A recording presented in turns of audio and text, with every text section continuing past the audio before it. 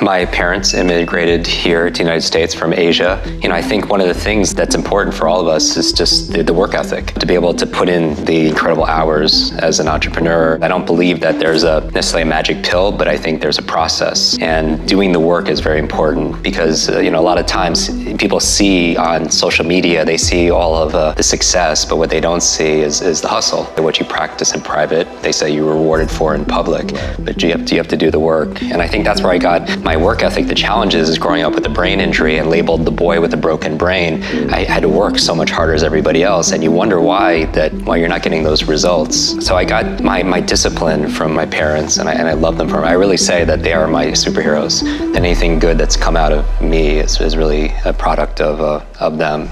Need motivation? Watch a Top 10 with Believe Nation. Hey, it's Evan Carmichael, and I make these videos because I need them for me, because I want to wake up every day and watch a video that puts me in a mindset to believe in myself more and go off and accomplish amazing things and attack the day. And I hope that this video does that for you as well. So today, let's learn from one of the best, Jim Kwik, and my take on his top 50 rules of success.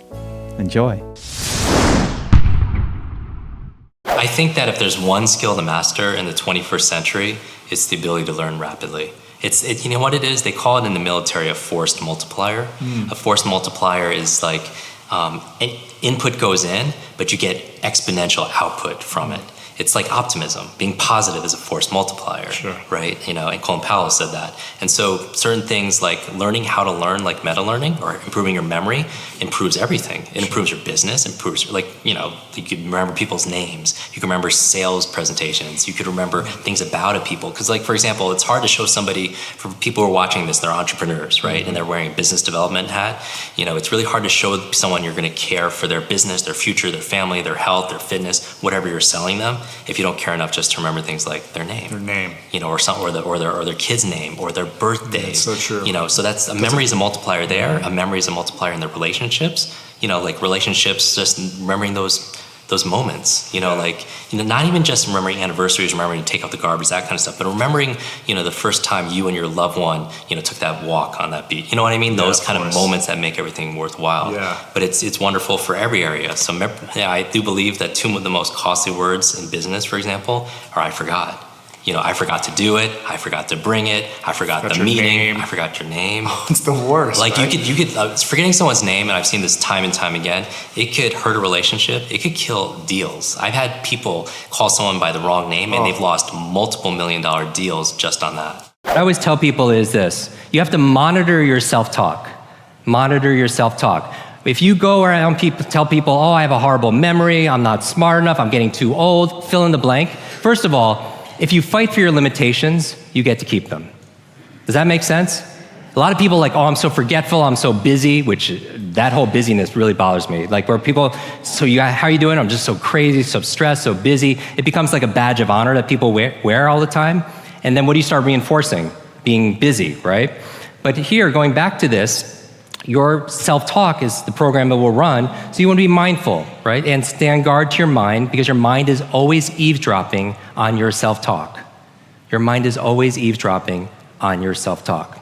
My message to people, whether it's on stage or on the podcast or anything, is that, we are more than what we're demonstrating, that we've been sold this lie, that people are taught through school. Like when I do these demos and I on stage memorize 100 names and words and numbers forwards and backwards, and it appears effortlessly, I always tell people, I don't do this to impress you. I do this to express to you what's really possible, because the truth is everyone can do this too, and so much more. Apply towards creativity and focus and flow and problem solving and thinking and really overcoming the biggest challenges of their life and maybe even the world. The challenge is we were taught a lie. We were taught a lie that somehow our intelligence, our potential, our learning, our memory somehow is fixed, our creativity is fixed, our thinking is fixed like our shoe size.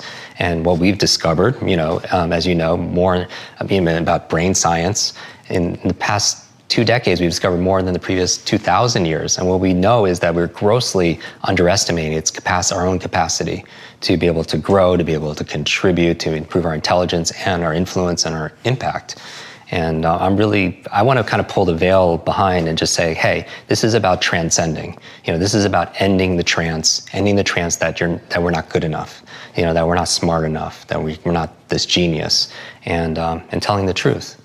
And the truth is, we're faster and we're smarter than we think. And not just to be able to memorize things, but be able to really solve significant challenges. And maybe that these challenges that we're going through are the lessons that we need to learn the most. And then some people who learn those lessons feel compelled to be able to share that voice with other people. So it's not just one candle, we just can set things ablaze.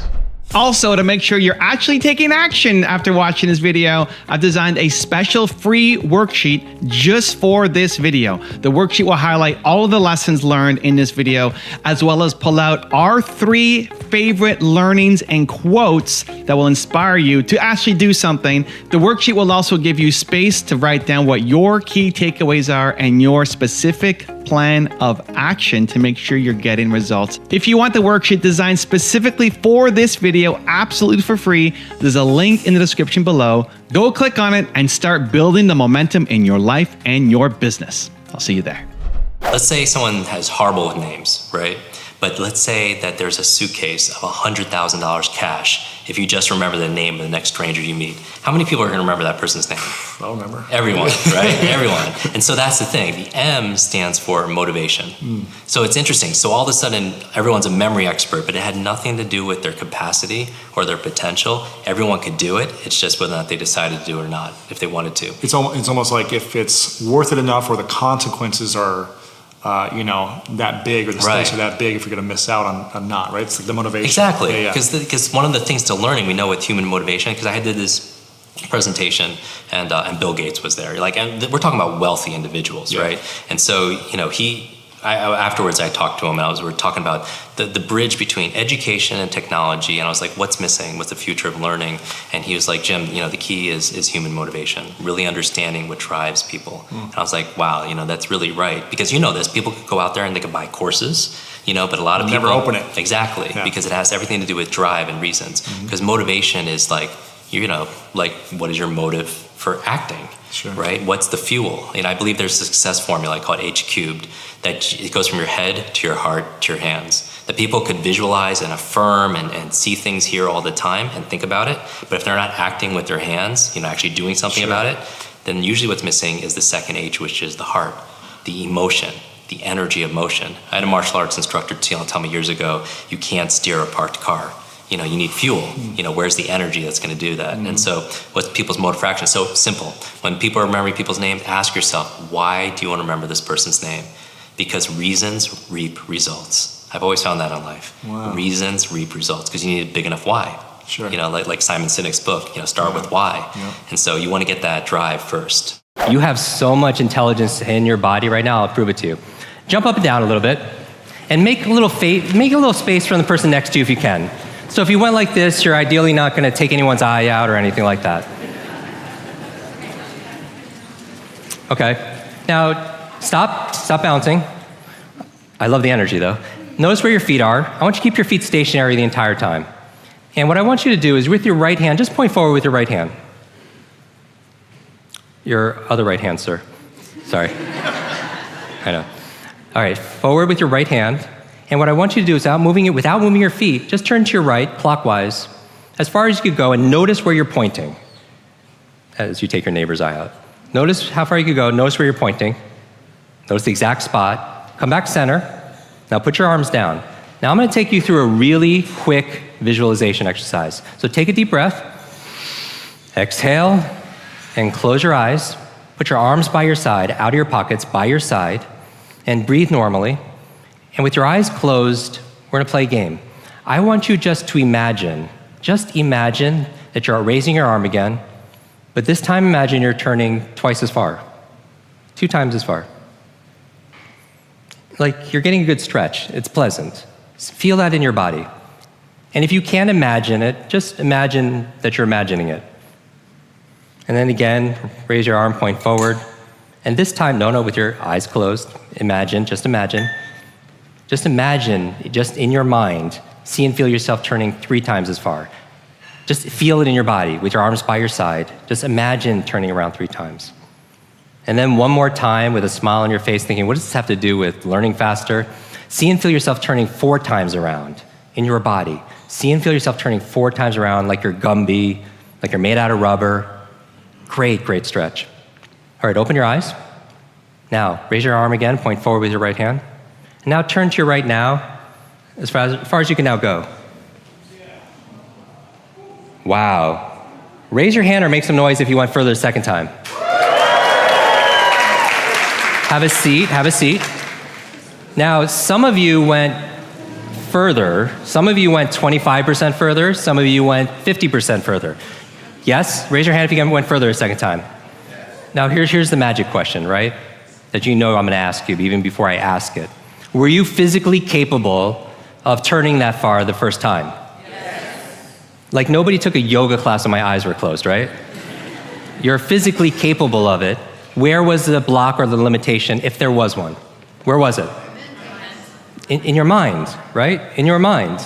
And you're like, Jim, I didn't have a belief on how far I could turn. How many beliefs do you think we have? Millions and zillions of beliefs, right? Because here's what you want to write down. All behavior is belief driven. All behavior is belief what? Some of you went 25, 50% further with no anything. Remember Vishen was talking about how it's not working hard, but it's when you're in a certain state of mind, you could just go further and it's effortless. How many people have experienced this state of flow before? That state of flow where you lose track of time, where your attention is right there and you're in the moment. And it's the level of challenge is really matching your level of capabilities, and you're stretching yourself and you're in that zone, right? Like that athletes talk about, that Stephen Kotler talks about in The Rise of Superman and Stealing Fire and so on. How many people are familiar with Steve's work, by the way? I'm just curious as context. Okay, so how do you get into those states? One of the ways is just believing that you can. Because if you believe you can or believe you can, either way you're right, because all behavior is belief driven. Some of you went 25, 50% or more. What if you could go 25, 50% more in your business? That effortless. What if you could go 25, 50% even more in your body or in your relationship? Did you work harder the second time? When you turned the second time, yes or no? No, because it's a state, right? So behavior, so belief. We've talked about previously about mindset and about the importance of having a growth mindset. And I always talk about the second G for me is grit. And these are the 3 Gs of the superhero. Right. If I'm not mistaken. Yeah, and I think having a powerful mindset, being unstoppable, or just having the ability to go and succeed, whatever success is for you, you have to be growing, because if you're not growing, then you're backsliding, right? But you also need a level of grit, and I think grit, just like growth, is a muscle. It's something that you need to sharpen through challenge, because through the challenge you get all the change that comes from it. I would say that if I'm effective having an impact on stage, and we all have a stage of our life, whether it's on a physical stage or just going through our day, right. That I challenge my grit and my ability to persist. I feel like that the most successful people on the planet that having the level of impact that they want to have to go through challenges. Let's say everyone uses a search engine like Google every single day, but a lot of people, they use it 10 times a day. If I ask them, are you willing to bet your life you know what colors the letters are? Because that's an observation. Sure. There's a difference between looking at something and seeing it, really seeing it. There's a difference between hearing something and really listening. Like leaders, like for example, I had this whole escapade with the X-Men, which was insane, but I had to leave the set because I had to go to a charity event. And one of the people that I think leaders, independent of your political bent, who has an incredible memory is President Clinton. Every single time I've met President Clinton, he's remembered my name. He does. And how many people does he says, hey Clinton, Jim, good to see you? How many people does Clinton meet on a regular basis, right? A lot. And so that's a leadership skill though, right? And so FDR was incredible with names. Also, he would walk around the White House and point people out and say hi to them, saying hi to their spouse and using by name. I mean, that's because think about the sweetest sound to a person's ears, right? It's their name, right? And so anyway, I asked him what's memory trick he uses. He uses no memory tricks at all. And he tells me this, this amazing story. To build. Yes. And so he tells me this incredible story about how, his grandfather, in Arkansas, would get all the kids around and tell stories to them, but then he would quiz them. They would really need to listen and be present. And it's funny because I noticed that, Bill Clinton is, regardless of how you feel politically, incredible communicator, incredible charisma, incredible connector, right? And he also, this memory, I find, he has this incredible presence, this powerful presence, but I find that his powerful presence and his memory comes from being powerfully present. His powerful presence comes from being powerfully present. And cool. here's the thing, when people are networking, because I know a lot of people, they're entrepreneurs, they're social entrepreneurs, and millennials, and they're going out there meeting people, because really it's what you know and it's who you know. But that's all memory. What you know, a lot of people go to a seminar, 2 days later, they'll forget everything, right? 80%, there's this big forgetting curve, but also who you know and who knows you, right? But what the challenge is though in networking, and how many times do you find yourself talking to somebody and then looking over their shoulder? I hate that. Yeah. I hate when people do that to me. Exactly. It's like annoying. Because you're distracting yourself all the time. Or if you're not distracting yourself externally, you're like talking to yourself. What am I going to say next? Exactly. Right. So the people aren't even listening. Now this is so key. When people are communicating, most of the times you find that they're not even really listening. What they are is they're thinking about how they're going to respond. Right, yeah. You know, and if you look at the word listen and you scramble the letters, it becomes the word silent. No. Yeah, isn't that crazy?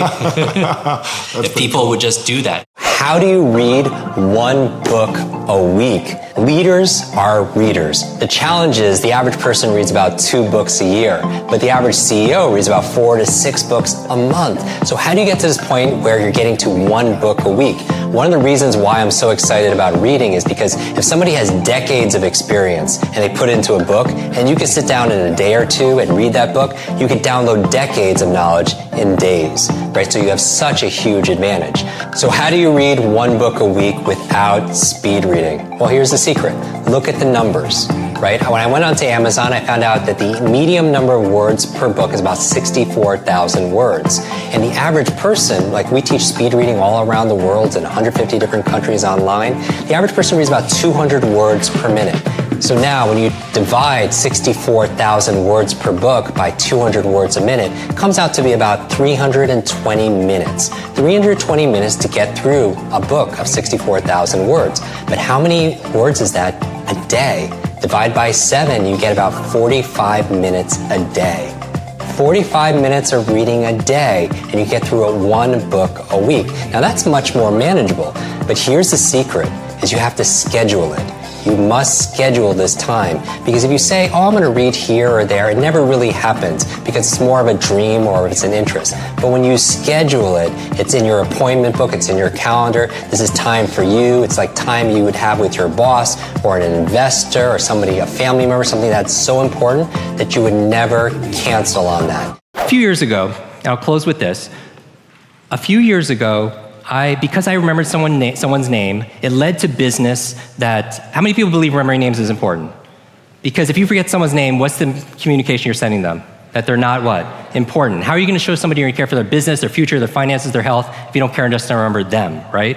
And so I remember someone's name, it led to this business for 20th Century Fox, and it was for the chairman, and I was training him and his executive team on a Friday. And I go there, and because I was in state, because I saw all this Avatar, like memorabilia, and I saw this movie poster with Star Wars, I was like a kid, right? So I gave my best training ever. And afterwards, they really felt it. He was like, gave me a tour of the whole place and everything, and I saw this movie poster of Wolverine. This for me is a big deal. A Wolverine coming out, I was like, wow, I can't wait for that film to come out. And the chairman picks up the phone, and 5 minutes later, I'm in the Fox studios with 3D glasses watching Hugh Jackman fight all these super ninjas, right? And I'm in my bliss on a Friday. Afterwards, he comes to me and says, Jim, how was the movie? I was like, it's great, thank you so much. I tell him my story, how I grew up with learning disabilities. I taught myself how to read by reading comic books. My favorite comic book were the X-Men, Wolverine and the X-Men. And not because they were strongest, it's because they didn't fit in. Because I felt like I didn't fit in growing up as a kid. Does that make sense? With this disability and the boy with the broken brain. And the highlight of the comic books for me was when I read that the school for the gifted, for the superheroes, for the X-Men, was in Westchester, New York, and it's a suburb of New York City, and that's where I grew up. So when I was 9 years old, I used to ride my bicycle all around the neighborhood trying to find this school. Because I wanted to run away. I wanted to find my superpower, something that I was good at, and I want to find my super friends. Because when you're the boy with the broken brain, you don't connect with a lot of people because you don't feel like you have a lot to offer, right? So I used to do that. I'm telling him this story, the chairman, and he's like, Jim, I know you like superheroes. Do you want to go to Comic-Con? Now, how many people are familiar with Comic-Con, right? Tens of thousands of people getting together in San Diego, dress up like superheroes. I was like, when is it? He's like, today, Friday, Saturday, Sunday. Now notice my mind. I go from a 9-year-old to a 99-year-old. Because I'm like, I'm in LA. How am I going to get to San Diego on a Friday, right? There's going to be lines, there'll be traffic. I have nothing to wear. I have all these meetings in LA. And notice like the critic that comes in, right? Because sometimes we have to get out of our own way. And mentally, I just became an old person in my mind. And then I was like, and he's like, Jim, do you want to go? I'm going tomorrow. And he was like, oh, I was like, oh, you're going tomorrow. I want to go with you. So he picks me up Saturday morning, and instead of driving down there, we get on his plane, and I swear to you, on that plane's the entire cast of X-Men. And they're going to surprise Comic-Con, right, with their presence for the new movie that's coming out. And I spend the entire, like, I go on there and I see Wolverine and Patrick's, like, you know, Professor X. I'm sitting between Jennifer Lawrence and Halle Berry going to Comic-Con, right? And we spend the entire day amazing. We come back, here's the lesson. We come back and Chairman was like, how was it? I was like, the best day ever, thank you so much. He's like, Jim, I have something else for you. I don't want anything else, what can I do for you? He was like, they really loved you. How would you like to go to Montreal? They were filming the last 30 days of the new movie. And I'm like, oh, wow, I've never been on film set. I would love to do that, but what can I do for you? And he says, Jim, just do what you did with us. Just teach them how to speed read scripts, memorize their lines faster, be present and focus on set. And I was like, oh, I could totally do that. Sunday morning, we're on what they call the X-Jet, and we're going to Montreal. And I'm brain training these amazing individuals that inspired me, like, growing up, right? And I got to see, like, on set, it was actually taking place at the school. And I got to see my real life heroes come to life in front of me as a 9-year-old boy. Now, when I got home, there was a package waiting for me. I opened up. I don't know if you could put the slide on, please.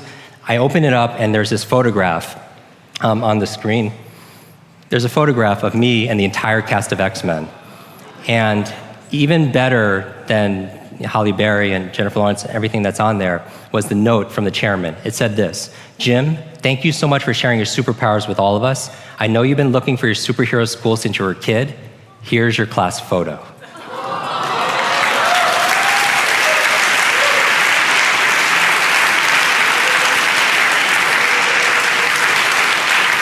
The lesson that everyone gets different lessons out of this. For me, is me being in that childhood vulnerable state that allowed something like that to happen. And what I would leave for you is this homework. Is it okay if I give you some homework? Is this movie was called Days of Future Past. It takes place in the future, and there's Armageddon. I mean, it's the most dreaded future you could ever imagine. And Professor X sends Wolverine, because Wolverine has healing abilities with his mind, sends him back in time as, like, the communicator to talk to his younger self. So Professor X sends Wolverine back in time to talk to the younger version of Professor X to tell him something, so that way the future gets changed. Does that make sense? So my question for you is this: if you could go back to that child inside of you, that younger self, and right now tell them something that they need to hear, what would that be? If you could go back and pass on a message to your younger self, what would it be? And if you were to go in the future, 1 year, 2 years, 5 years, 10 years ahead in the future, I believe you have wisdom inside of you.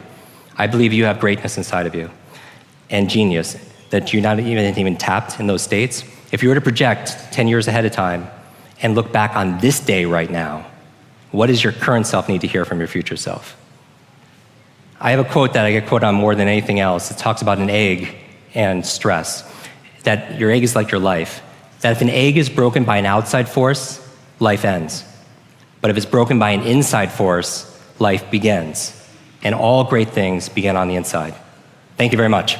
Someone's watching this and they have something they want to change, and it's not sticking, then maybe it's the environment. Maybe you could check about your habits, but maybe it's your beliefs and your values. Some people will not get themselves to read every day because they don't value reading every single day, right? Some people won't, let's say the behavior they want to change is, we did a podcast on how to remember names.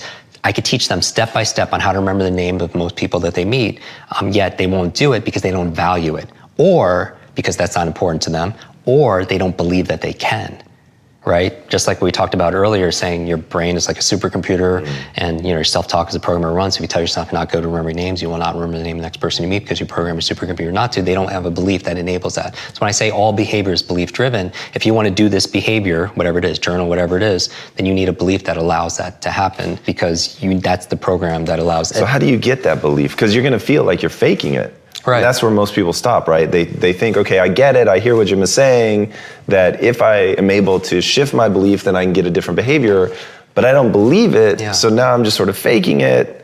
How do you help people overcome that? Right, and so so some people approach it like this quote where they fake it till they make it, right? So my thing with belief is, like when I do trainings in groups or online, my favorite way of changing a belief is getting them to do something they never thought they could do, because it opens up another possibility. Like what? So for example, in 1954, Roger Bannister, he broke the 4-minute mile, right? And so, which is amazing, right? Throughout human history, nobody could run a mile in less than 4 minutes. Now, if you look into it, how he was able to do it is he would visualize himself crossing the finish line, looking at the clock, and it says 3:59, because he knew that success is an inside-out process. That first it had to happen in here in order for it to happen out there, right? Dr. Wayne Dyer has a famous phrase where it's not, oh, I'll believe it when I see it.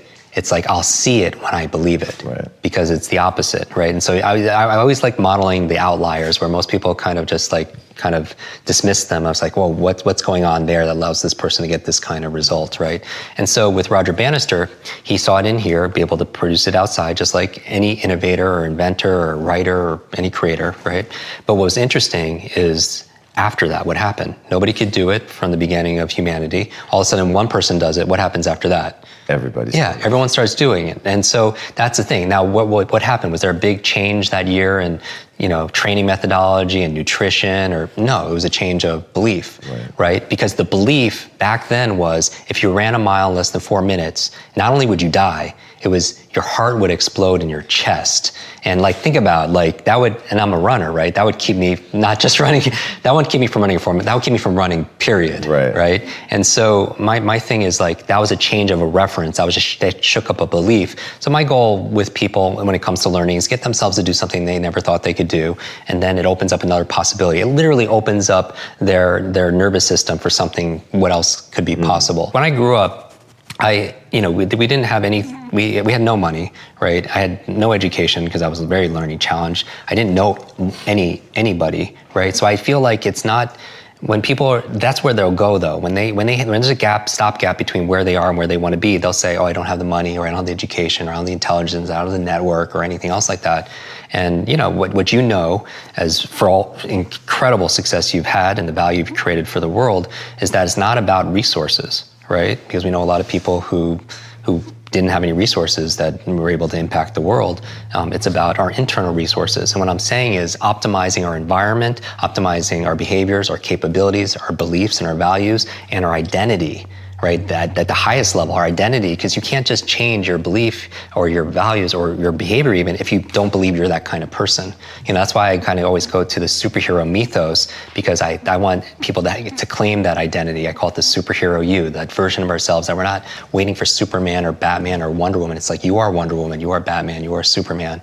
It's just we have to commit ourselves to be able to unleashing. One of my very favorite books is a book called Start With Why by Simon Sinek. And really, I believe there's a success formula that if you're not getting yourself to do the things you need to do, I call it H cubed. It goes from your head to your heart to your hands. You could affirm things and think about all the things and set goals in your head, but if you're not acting with your hands, you're procrastinating, you're usually not tapping into the second H, which is your heart, your emotion, the energy of motion. One of my early martial arts teachers taught me that you can't steer a parked car, right? You need fuel. You need energy. So tap into your why. So what I want you to do is think about all the rewards that come from doing this activity, the things that you're going to incentivize yourself, the things that motivate you, all the benefits that come from doing this thing that you're putting off. Because remember this, reasons reap results. I remember recently I got to introduce two of my modern day superheroes. It was Richard Branson and Stan Lee.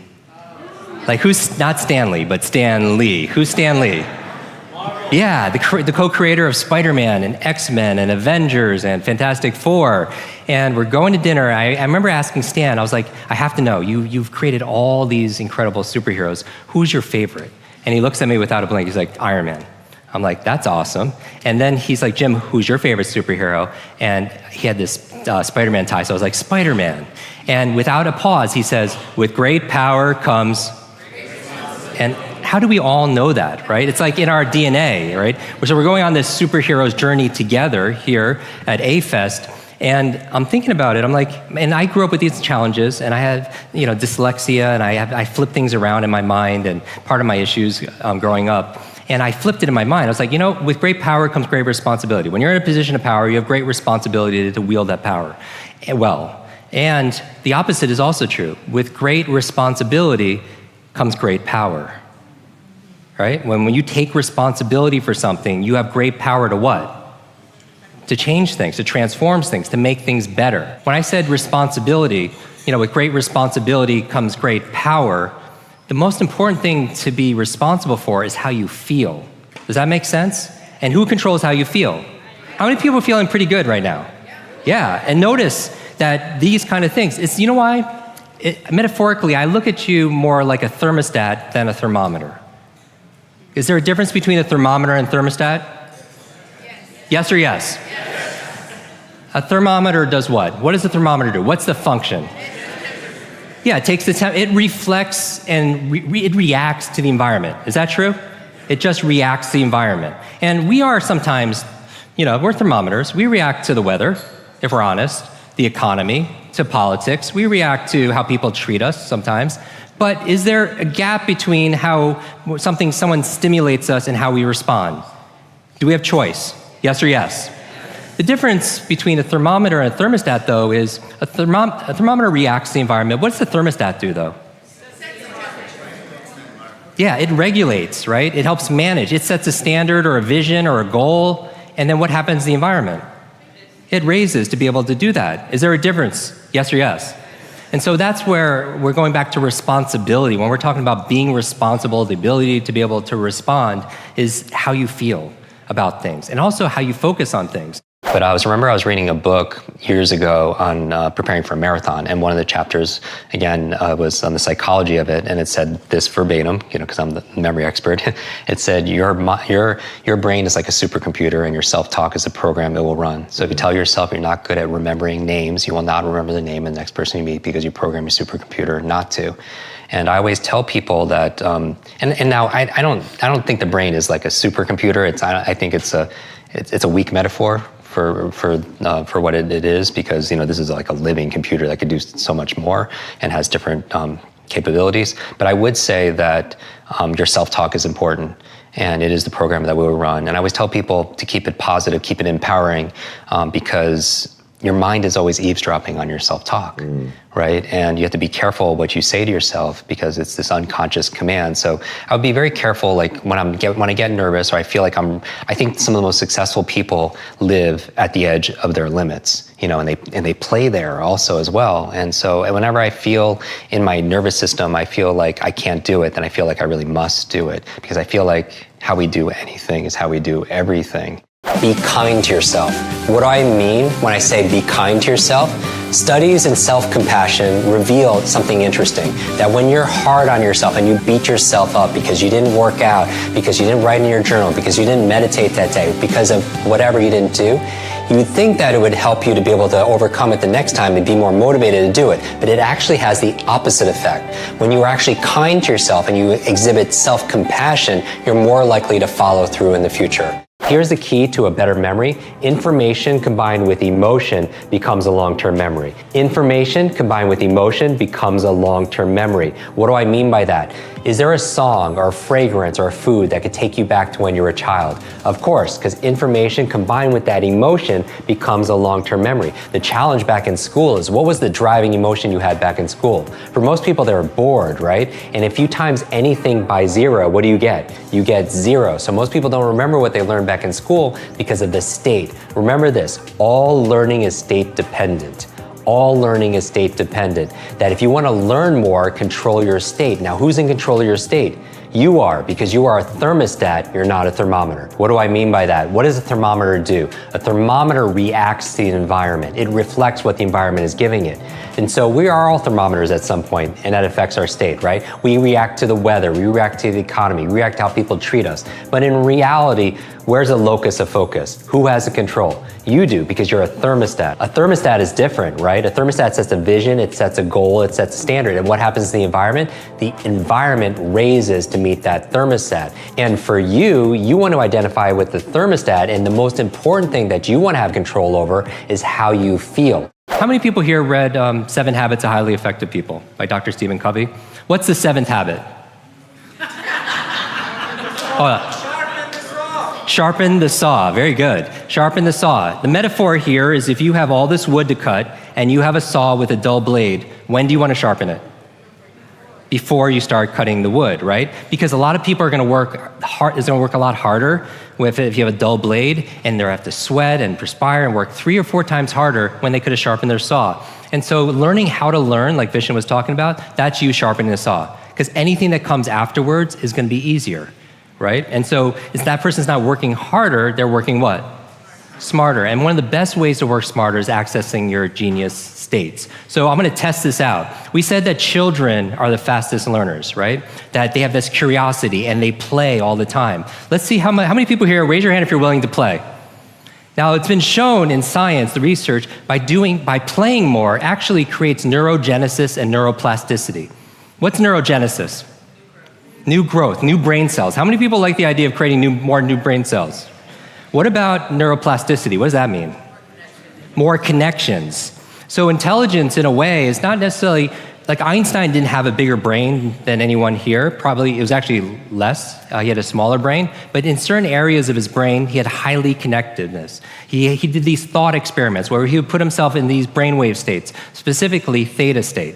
The theta state of creativity. That's the state that you're in when you shower. Have many people notice when you're showering, you come up with all these wonderful ideas? And it's always when you can't write something down, right?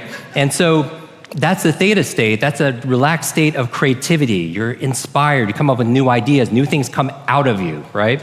And I actually took 6 showers this morning just to prepare for this presentation.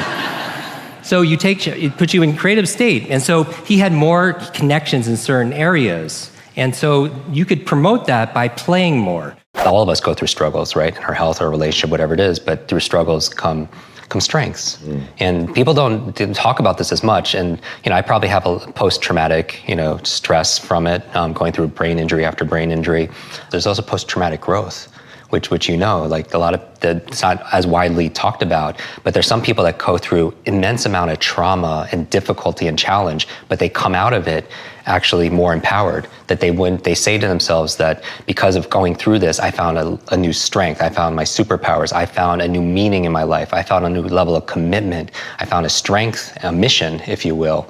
And they wouldn't, just a lot of them attest that they wouldn't trade that experience, no matter how painful it was at the time, for anything. And I find that growing up with reading challenges, and I couldn't read for an extra 3 years. I pretended how to read. And it's like the imposter syndrome. It's like they have this image of how they want to be projected to the world, and then they have this image of what they fear they are, right. And then they have their real who they are. But I think a lot of people are suffering and overloaded and overwhelmed, and they're depleted because they're trying to hold these images in place, and then be themselves also as well in different contexts. So that's why I love you, because you are the same on camera and off.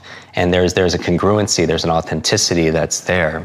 And I feel like a lot of people expend unnecessary amounts of energy trying to hold up this image of their ideal self to the world. And then they have this image that they fear so it's going to be revealed to somebody else. And so growing up as a kid who couldn't read, I would pretend I understood things. Like teachers would explain things, and I didn't want to be the only one who didn't understand, and I would pretend, but in private I was really suffering and struggling. Last year, I had the privilege to go in and train the chairman of 20th Century Fox and his senior staff, about 20 people. And going down the hallway, I was lit up because I would see all these movie posters, because I became a kid again. Sure. Titanic and Star Wars and Aliens and Avatar. I'm just like, amazing. And I go in and I'm really great. I like to be like humble, but it was amazing. Sure. I got everyone, they doubled their reading speed and their focus and all their memory, amazing stuff. As a thank you, the chairman took me around the studio. It's a closed lot, but showed me all the movie sets and television sets. Wow. And I was lit up like a kid because I'm still that kid. And I think I was really great in that moment because I was like a child. I was playful and it was fun. I think that's the stage you want to learn in. Anyway, when we were walking the studio, I saw this movie poster of the upcoming Wolverine movie with Hugh Jackman, and I'm a huge Hugh Jackman fan.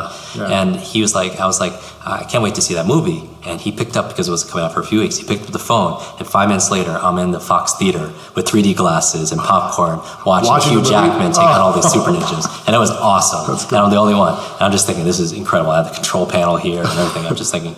And then afterwards, we're done. He picks me up. And he's like, how is the movie? Do some market research. I was like, this was amazing. And because I'm still like a 7-year-old, I go back and I tell him, you don't know this, but I grew up with these learning challenges that I don't tell a lot of people, and I couldn't read for 2 years, but I learned how to read by reading comic books. Wow. Because something about the pictures and the stories really made sense to me. And my favorite comic book growing up was the X-Men, which Wolverine is an X-Men. Sure, and I was like, because the X-Men weren't necessarily the most powerful, but they didn't fit in. They were mutants. They were different. And I felt like in school, I didn't fit in. Right. And the highlight, I'm telling the CEO and the chairman, was when I was reading this comic book, I found out they had a school of all these X-Men, and it was in Westchester, New York, and that's where they all trained. The school of greatness, if you will. Sure. And I grew up in Westchester, New York. Wow. So I told him this, and this is a true story. When I was 7 and 8 years old, on the weekends, I would ride my little bike around my neighborhood trying to find that school. Because I wanted to run away, leave my school, which I didn't like, and go into X-Men. Because they're different and I'm different, and I want to learn my superpowers. And what's my superpowers, right? And what's other people's superpowers? Sure. And I tell him this, like I'm a little kid, like I'm 8 years old. And he's like, Jim, I didn't know you like superheroes. Do you want to go to Comic-Con? And I'm like, oh, Comic-Con's the biggest conference in the country, right? And I'm like, oh, well, when is it? He's like, it's going on now, this weekend.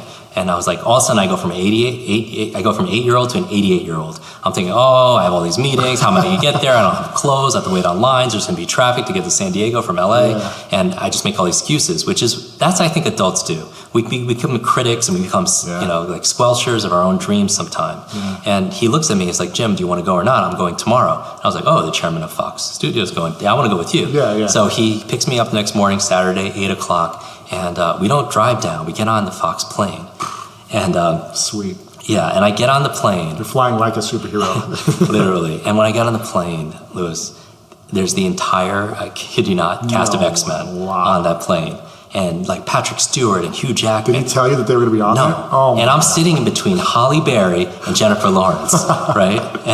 And I want to put these pictures on Instagram, right? Like, cause like I have like half my pictures are like pictures of like superheroes and stuff. But it's like, and I can't even believe it. And we go there, spend the entire day with the cast at Comic-Con. We come back to LA that night on the plane, and he was like, how's your day? I was like, this is the best day ever. I was like, oh my goodness, this is incredible. He was like, well, I have something else for you. I'm like, no, what can I do for you? I don't need anything else. You're not going to top this. He was like, well, the cast really loved you. How would you like to go on set? I was like, what do you mean? He was like, we have another month of filming the new X-Men movie. And I was like, oh yeah, I totally want to do that. And he was like, well, I was like, what can I do for you? I was like, oh, just share these tips, teach them how to speed read scripts and memorize their lines and be focused on. I was like, oh yeah, I could do that. So the next morning we're on the Fox, they call it the X-Jet, and I'm answering their questions on brain and brain performance and focus and memory and reading. And I get to spend an entire week with them on set, 12 hours a day, eating with them, working out with them, and watching my childhood heroes come to life. Oh my gosh. And it was just like, I can't even describe it, because I was like a 7-year-old the entire time. Like I would be sitting here and Bryan Singer, the director, was here the entire time. I was just like here. And when I get home, and this is, what a class act. I get home and there's a package waiting for me about the plasma TV. And I open it and it's this photograph of me and the entire cast of the X-Men. Yeah, I saw it over there. We'll link that up in the show notes. And it's like, I won't take it off my Facebook cover picture, but here's the thing, even better than that was the note from the chairman. And the note said this verbatim. It said, Jim, thank you so much for sharing your superpowers with us. It said, I know you've been looking for your school. Here's your class photo. Oh my goodness, that's amazing. I just want to cry. That's so cool. That's the story there. But the lesson there is twofold. I would say this: it came from being for tapping. I think there's this childlike learner, genius inside all of us. And because I was that authentic and I kind of like let that out, it kind of led to that. So in what areas of our life can we be more playful and be more authentically us? And finally, number 10, what I try to practice every single day is stress management. You know, so if you want to know what the biggest obstacle is for people's brains is stress. Stress creates cortisol, adrenaline in your body, and it's really good for fight or flight. It's not really good if you need to take a test. It's not really good if you need to study. It's not really if you have to read reports and journals and learn something brand new or learn a language. Because that'll shut down parts of your brain. Wow. So those are the 10 things that I focus on every single day. That's what's going to move the needle more than anything. All learning is state dependent. All learning is state dependent. This is the thing. Information combined with emotion becomes a long-term memory. We know that. Okay. And we know this because ultimately the expert's not always the person on the podcast or on stage. You are your own expert. So genius leaves clues. Okay. Genius leaves clues all the time. So when somebody's exceptional in some area, there's a method behind the magic, including for your own self. Okay. So you don't remember all names, but you certainly don't forget all names. Now, go and deconstruct that, decode that. Usually the names you remember are names you're motivated to. Okay. You're somebody that is attracted to somebody that could be good for their business, right? So there's the emotion there. So emotion tied to information becomes a long-term memory. Because here's the thing, is there like a song or fragrance or food that could take you back to when you were a kid? Absolutely. Because information tied with that emotion becomes a long-term memory. But here's the thing, back in school, what was the primary emotion we felt? Boredom, right? Half the room is bored, the other half is confused. But on a scale of 0 to 10, what's boredom? Zero. Information times emotion. If the emotion is 0, what's anything times 0? 0. And you wonder why you forgot the presidents, the capitals, the periodic table, all the things we learned in school because the emotion level was very weak. Wow. Right? That's why entertainment is so powerful, because education, maybe empowerment is here. Entertainment is way up here because of that emotion. But when you can infuse emotion into the learning process. I'm a huge believer in identity driving behaviors. I have a hard time explaining to people though how to adopt a new identity. How have you done it in your own life? I think that's the best place to start. I mean, my identity, obviously this is a work in progress, right? I would say that I would start with they call it the 2 smallest words in the English language, but they're the 2 most powerful words in the English language. It's I am, right? I am, because whatever you put after that determines your destination or your destiny, right? And I think your identity is who you believe you are. And I feel like when we're talking about playing to the edge of our limits and really playing there and living in that place where we're stretching, I do believe, and I get inspired every time I see your Insta story. You're like, it's like 4:30 and you're working out, you're doing your work, but that's who you are, right? You don't have to fight it because you can't imagine yourself not doing that. And that's the level of that I think is what's most important. So I would think about going through an exercise, and I've done this with friends. I've had them sit, or in groups, we do these conferences and such, and I have people pair up with someone they don't know, and what they're gonna do is they're gonna do an exercise, I am, and they're gonna talk about, they're literally gonna fill in the blanks for 3 minutes until I call time. Wow. So you have to go and you could do this right now. Like if you were to fill in I am blank, like I would say, I am a student, I am a teacher, I am a son, I am all this. But eventually I'll get to a point where I don't know what else to say. And that's what the real interesting answers come out of, right? Because it's a great way for networking and knowing somebody else. But it also shows us this really big tapestry of our life to the point that we've gone to right now, where I relate to these aspects of ourselves. And I think it's a nice exercise when we talk about self-awareness being a superpower, really knowing who we think we are. Because if we don't believe that we're a public speaker or we're a great parent or we're a great learner or genius, then we'll never be able to reach our full potential, because that will always be the ceiling that we bump up against. If you were to write your name first and last on a piece of paper, actually you could do it right now, first and last, and everyone encourages you to do this. Or imagine you're writing your name first and last on a piece of paper. And then when you're done, I want you to switch hands. And in your opposite hand, right below it, write your first and last name with your opposite I don't even know if hand. it'd take me 10 minutes. And so while people are doing it, you'll notice when you're doing it with the opposite hand, as we're doing it, that's actually pretty good. That if I was to ask you which one was easier, first or second, and you would say the first was easier. Which one is more comfortable, first or last? The first one? The first one. So not only was it faster, it was easier, and then which one was higher quality? Let's check that out. The first Hopefully, one. hopefully the first one's higher quality also Yes. as well. And so here's the thing. That means the second time it took longer. The second time it also was not as comfortable. And the second time also the quality wasn't quite as good. Correct. And here's the thing, when I'm saying it's how you learn, some people are trying to learn something with the opposite hand. So it takes longer, it feels weird, and the quality is not quite as good as opposed to if you're using your dominant hand. So how do we know how to learn with our dominant hand as opposed to the opposite hand? Yeah, and that's a metaphor for how we like to take in information. Some people like to learn by reading. Some people, they just cannot get through a book, though. They have to listen to that audio or that podcast. Other people Or watch need to- someone lecturing it or talking about Exactly. And so we all have different styles, and it's not right or wrong. Now, we can actually improve our ability to read. We actually can improve our ability to listen and apply. So if there are areas where we feel weak, this book is a guidebook to be able to level up those areas so you can be more of a whole brain learner also as well. But really when it comes to accelerated learning, it's not, again, how smart you are, it's how are you smart. And that honors us and it takes the judgment out. Sometimes in school, it's like the top 10% get A's, another 10% get B's, and then 80% were like you and I. It's like Right. it's like we're failing school as opposed to the way school maybe is failing us, because school teaches you what to learn, what to focus on, what to think, what to remember, but not how to learn and how to think. Well, it teaches you and how to think focus. and learn in one way. Right? Exactly. And when I talk about in the book, I talk about the four supervillains that are holding you back in your work, in your schooling, in your life is driven by technology. But one of them is digital deduction, where we're depending on technology to tell us what to think. We're not even using the children right now.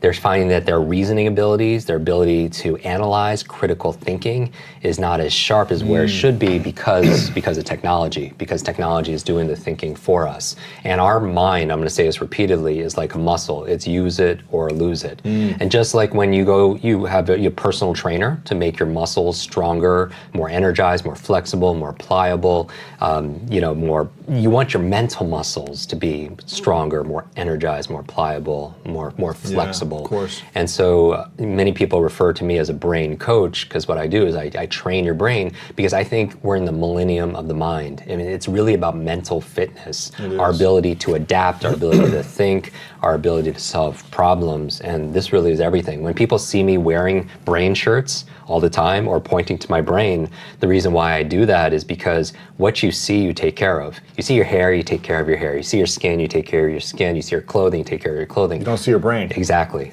And that controls everything. And so when I point to the brain or honor what their shirt, it's just like people have their emotions on their sleeve.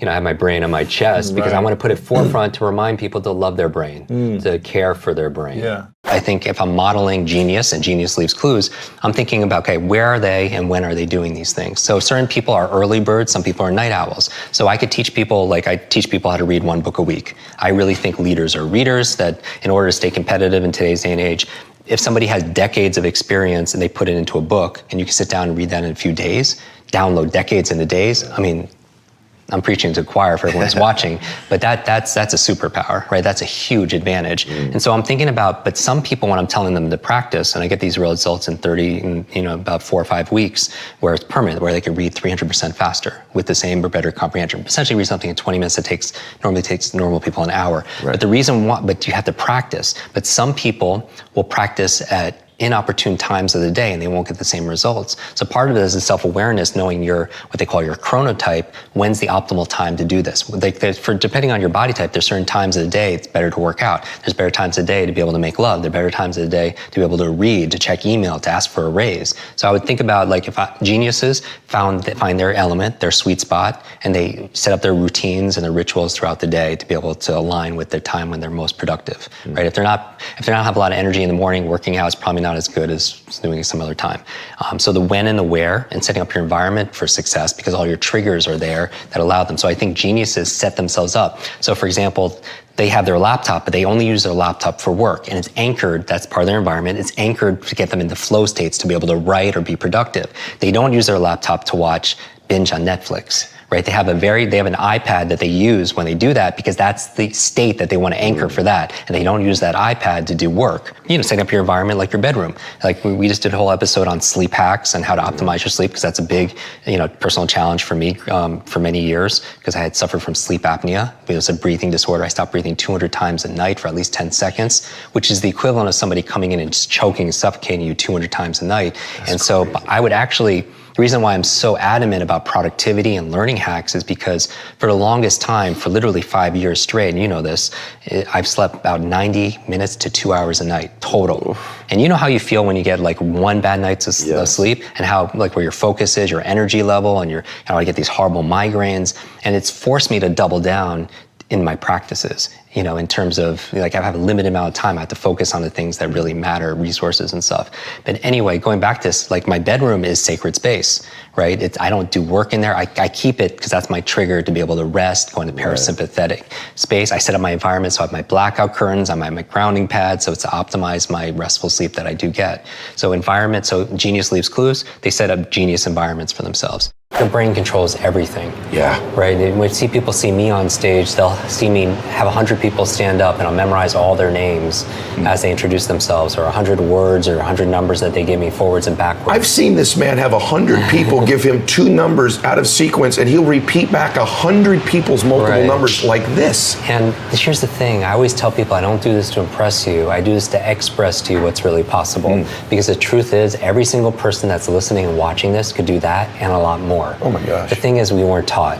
If anything, we were taught a lie, that somehow our capabilities, our potential, our memory, for instance, our learning abilities, our intelligence is somehow fixed, like our shoe size. Wow. And it's absolutely not true. We've discovered more about the human brain in the past 20 years than the previous 2,000 years combined. And what we found is we've grossly underestimated our own potential, our own capabilities. And that's the thing, it's just because we weren't taught. And I really think the nature of the work that you do, that I do, that our community is really backing is about transcending.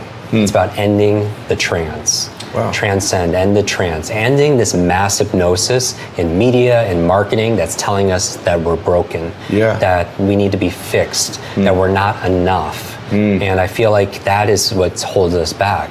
Today's challenge is to take a cold shower. And you're like, oh, I was loving this guy until he said cold shower. I hate cold showers. Now why? Let me talk about why, because I don't like cold. Period. I don't like cold baths, cold showers, cold environments, but cold could be your teacher. Many of you listened to great avail with great response to our episode with Wim Hof. I met Wim over 6 years ago. Wim Hof is the Iceman. If you haven't listened to that episode, please, where he talks about cold is my teacher, where he climbs the Himalayas in his underwear and he swam underneath the Arctic. Amazing, amazing man, but it talks about the power of cold. And if you listen to also my episode on my morning routine, one of the things I do every morning is I take a cold shower or an ice bath here. So there are a number of reasons why you want to take a cold shower. And starting with number 1, it lowers inflammation.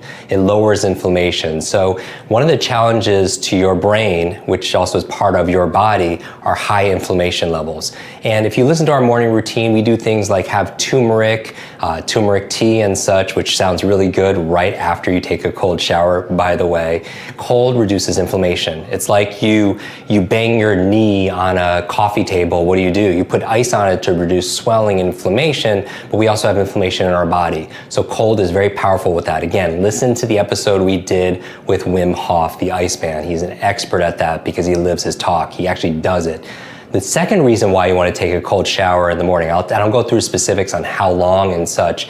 The second reason is because it's like a nervous system reset. For me, it's better than coffee. When I go into the cold, I feel like when I come out of it, it's like I'm brand new. And you can attest to this. If you've ever gone into a cold lake before, or just like when you go out in the cold, you come in and you feel refreshed, it helps to reset your nervous system. The third reason why you do it, though, is because you want to get yourself to do difficult things. Especially as part of your morning routine, you get yourself to do difficult things. And that's what's important here. Part of the reason we're doing this Kwik Brain Challenge is we know that challenge leads to real change. When you challenge yourself through struggle, your struggle by overcoming that struggle becomes a strength or, if you will, a superpower. And so what are you doing? You're testing your ability to be able to deal with what's uncomfortable. And as we talk about, if you're just doing the easy things, put things off, procrastinate, then life is difficult. If you do the easy things, life becomes difficult. But if you do the difficult things, you get yourself to do difficult things, you build your grit muscles, if you will, then it's going to show up in a life that becomes easier. You know what I mean? Like when you're doing difficult things, you have that difficult conversation with somebody, you get yourself to work out, you get all the benefits of having an easier life, because life is not necessarily easier, it's just you are better. And so when you're putting yourself in uncomfortable situations, like a cold shower, a cold bath, some of you do cryotherapy where you're in a, negative 230 degrees for 2.5 minutes. Obviously consult with your healthcare practitioner. You're putting yourself in a safe way in an uncomfortable situation. So you're building that ability, that fitness, if you will, to be able to show up and speak in public if you have a fear of public speaking, or to have that meeting, or to ask for that sale if you're an entrepreneur, or to do the thing as a parent that you need to do that you've been putting off. So again, you're building your grit. So again, reasons why you want to take a cold shower. Number one, lowers inflammation. Number two, it's like a big nervous system reset, which is great for your brain. And the third reason, you're training yourself first thing in the morning to do difficult things. So there's a science to momentum, and you get yourself to do difficult things, and then when you get to work doing that difficult thing that you've been putting off, because I do believe that the treasure you seek is found. It's hidden in the tasks you are avoiding. So as you're getting yourself in the habit of creating new habits, because that's what we're doing with this challenge, you're gonna do it today or tomorrow, the next time you take a shower. Now, what specifically are you doing? You wanna build your way up to it. I'm not saying take a 2-minute cold shower because it's cold, it's uncomfortable.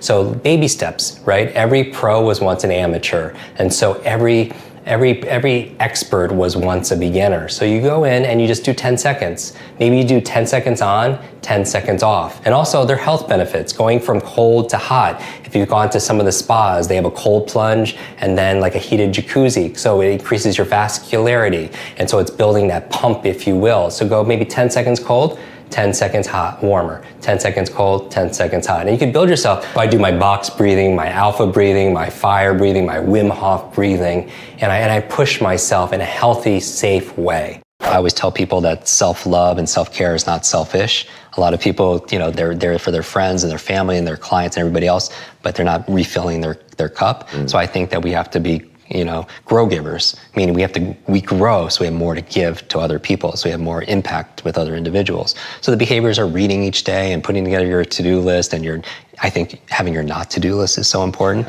Being sleep deprived for so many years, I think a lot of people, I'm super sensitized to it, but I think one of the success rituals people should have is just going through and keeping a consistent not to-do list. And I think the most successful genius level individuals, one of the clues that they leave is their not to-do list is bigger than their to-do list, right? They don't check their phone in the morning. They don't take in, everything is hell yes or it's hell no, right? That's their filter system. They don't, they say no to good so they can say yes to great. How many of you have been the opposite? You read something, you get to the end of the page, and then you forgot what you just read. Look around, and you go back and you reread it, and you still don't know what you just read, right? And that's a big problem, right? Because you're wasting your most valuable asset, which is your time. And the reason why all the speakers here give 100% is because we know your time is valuable. Like, I wanna make this session so valuable, when you leave, you're like, I would've came and paid just for this one talk. You know what I mean? Because I know what it's like when I first learned these skills. I traveled around the world. I bought every audio program, audio cassette. No, I'm dating myself, but it's like, but I bought all these programs because that's the thing that's gonna help me be able to grow the most. And so on the right side, the 3 questions I obsess about to get the most out of my reading or listening to a podcast or anything else, I ask myself these 3 questions. I ask myself, how can I use this? Now it's so basic, but I like to make the things that are gonna give you the highest return, I wanna make them as simple as possible so you do it. How can I use this? And this is your creativity. You're listening to me as I speak here and all the other speakers, and you're asking, how can I use this? Because you have a dominant question you ask all the time, and it's been imprinted on you since you were a child, right? And so for me, growing up as the boy with a broken brain, I would be very introverted, very shy, and my superpower back then was being invisible, right? Because I didn't want to be seen or heard because I didn't feel like I was enough. And that's just what my reality was. But my imagination would kick in all the time because I would watch people and observe them and ask, why is that person so smart? Why do I have to work 3 times harder to do worse than this person, right? And the question I would ask all the time was, how can I make this better? Because I was obsessed. And the key to reading comprehension is asking more questions. If you read a page in a book, get to the end and not get anything out of it, it's because you're not asking questions, because questions are the answer. You write that on the left side. Questions are the answer because ask and you shall receive. And so that's all thinking is. When you really break down functionally what thought and thinking is, when you're in a corner thinking to yourself, you're asking questions and then you're answering them. And you probably are like, is that true? Notice you had to ask a question to be able to think about that, right? And so on the right side, I'm thinking about questions like, how can I use this? And this is like, oh, there's one way I could use it, another way, another way. The second question I obsess about, and I would capture it on the right side to be able to, when you're taking notes throughout today and the rest of your life, on the right side, I would say, why must I use this? Because here's the thing, the biggest lie in the personal development industry is that knowledge is power. It is.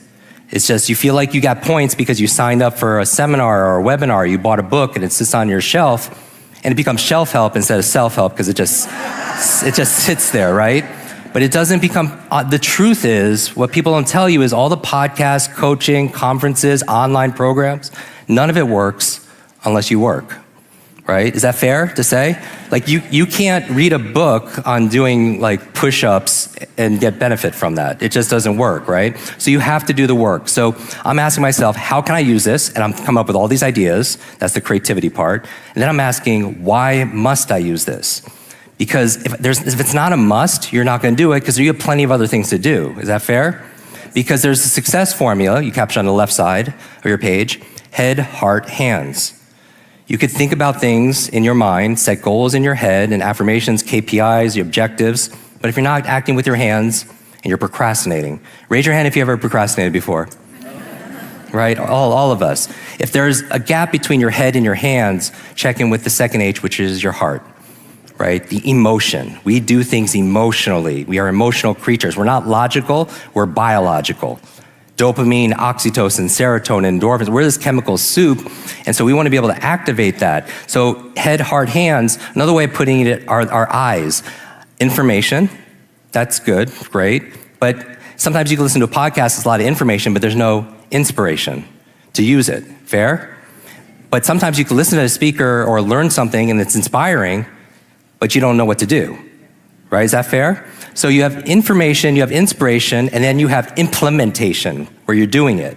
And I feel like when you get all 3 I's together, you have the most powerful I, which is integration. That's my goal for all of you, is that when you read something, you listen to something, you learn something, it becomes part of who you are. It's integrated. Here, here, and here. And then you have an alignment, and how it performs is, it looks like magic to people. When somebody is aligned and they're in their element, it looks like it's effortless. These flow states, it's powerful. It's 3 parts to it that I focus on. How many of you have ever been in a zone? And that's how it is when I'm reading. Like, people think that just because our program's called Kwik Brain and Kwik Learning and Quick Reading, it's frantic fast. It's not at all. It's just, there's a piece to it. It's like somebody who's fit and has strategies. If they have to climb a mountain, it looks like it's effortless because they've just done the work and they have strategy and they have tools to be able to do so. And somebody who maybe doesn't have those resources, it's more effort. Is that fair? So actually learning how to do these things, it's easier. Like when I read a book, I still read a book a day. It's just part of my practice. It's part of my mental hygiene. And I feel like it's the #1 exercise because reading is to your mind like exercise is to your body. And some of you are already doing this, so I'm preaching to you, so I'm gonna show you how to do it better.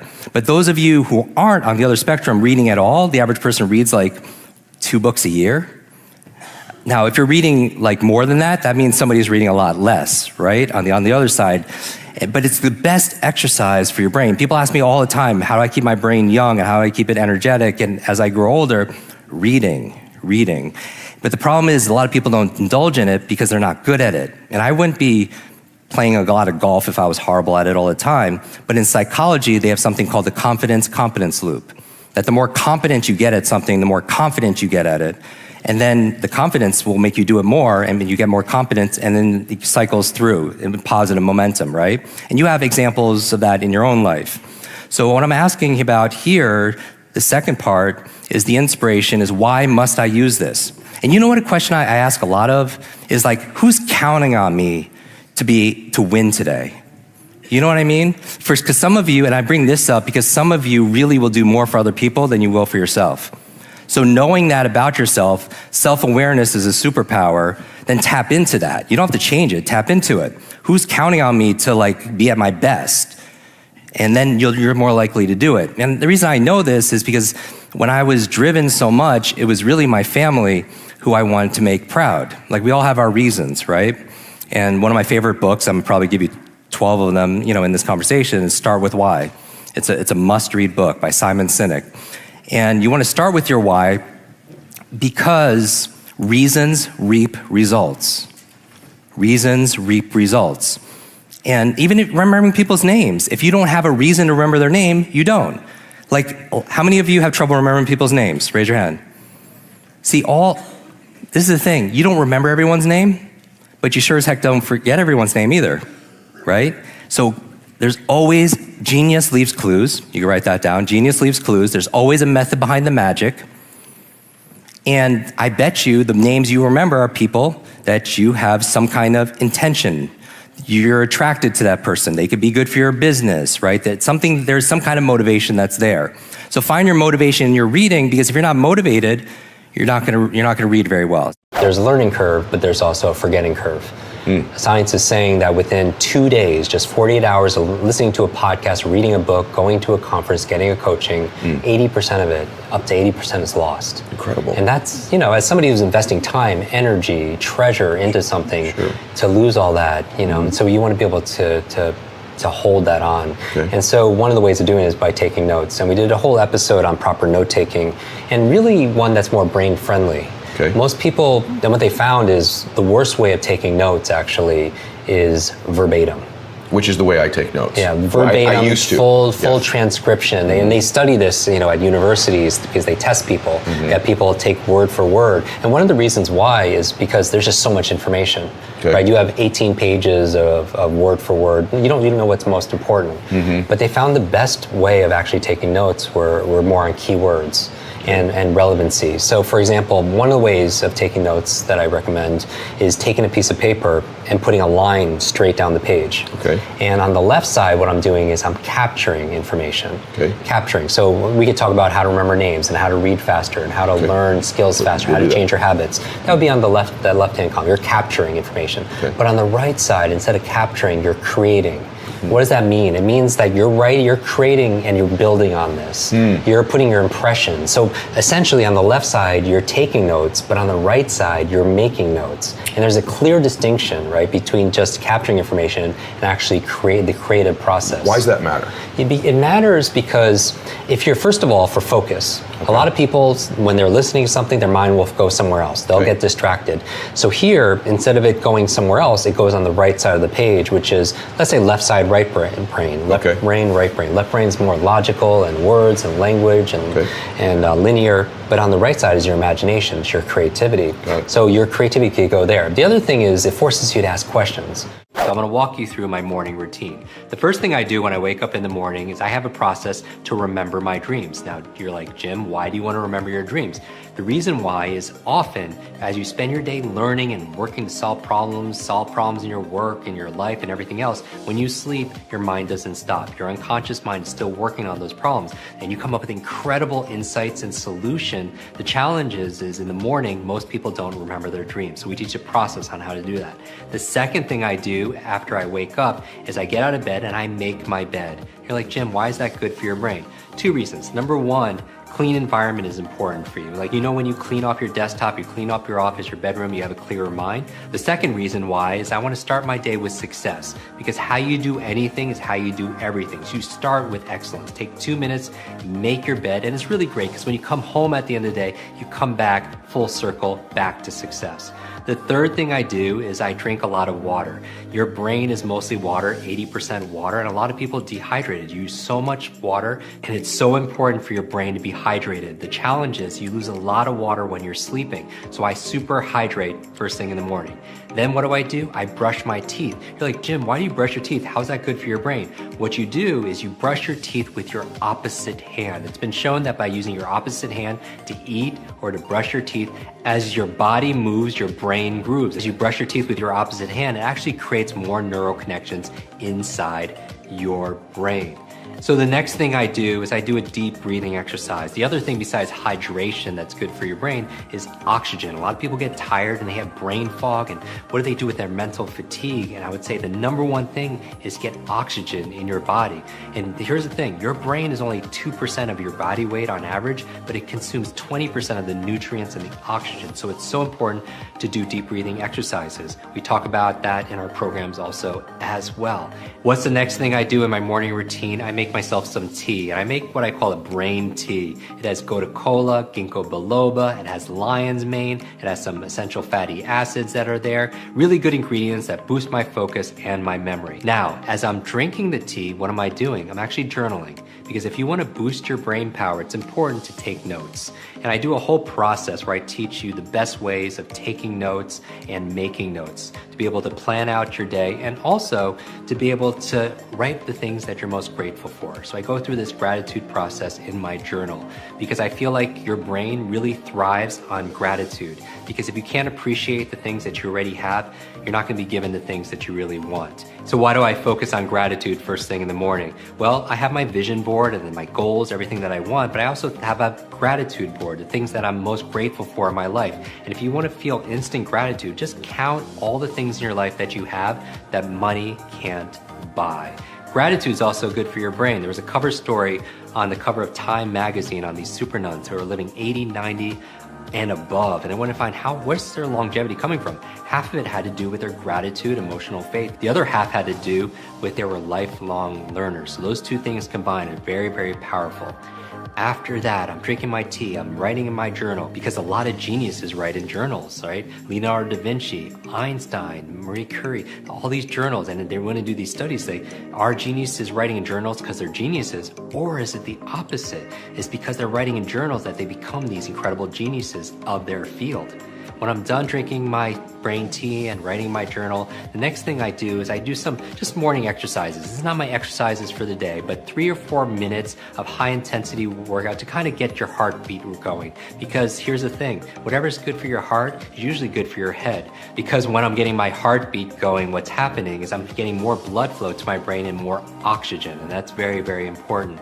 So what do I do next? I make my brain power smoothie. And you're like, Jim, what's a brain power smoothie? There's certain foods that are really great for your brain. And I teach people how to memorize these foods. And what we do is I just put them all in a blender. So certain foods like blueberries, right? I call them brain berries. There are things like avocado, very good for the brain also as well. Obviously hydration, we're going to talk about all those ingredients in another video. So as I'm drinking my brain power smoothie, what am I doing? I'm reading, right? 20, 30 minutes a day of dedicated reading, because leaders are readers. And you're like, Jim, I can't read a book a week, because the average person reads only about 1 or 2 books a year.